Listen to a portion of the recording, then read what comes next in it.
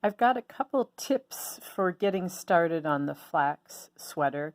The first one is to highlight or underline or circle the numbers that apply to the size you're making. This pattern is one of those patterns that has lots of size options and they're all written out.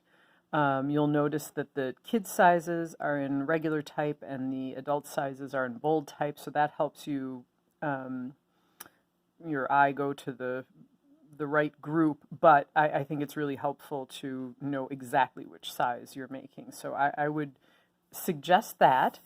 And then I've got a way that I do the long tail cast on, and it's actually just the way I usually do it. I avoid a slip knot.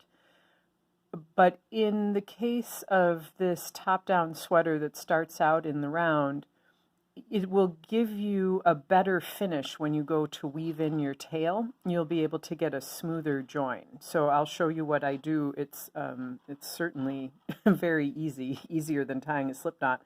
The first thing is you need for a long tail, and the rule of thumb is have that tail be 3 times as long as the length of the thing you're casting on. So for this neck, if it's supposed to be, I don't know, 10 inches around, you'd want about a 30-inch tail. And I always give myself a little extra for good luck.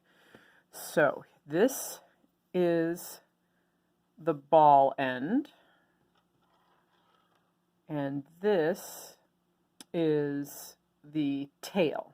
And I have just laid the yarn over the needle, and then I secure it with the index finger of my right hand, and with my thumb and index finger of my left hand, I go between those 2 strands, secure the yarn with the rest of my fingers, pull down, and start the procedure for long tail cast on.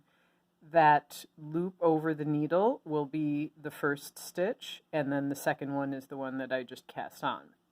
And then you just go ahead and cast on as many stitches as you need for the size you want to make.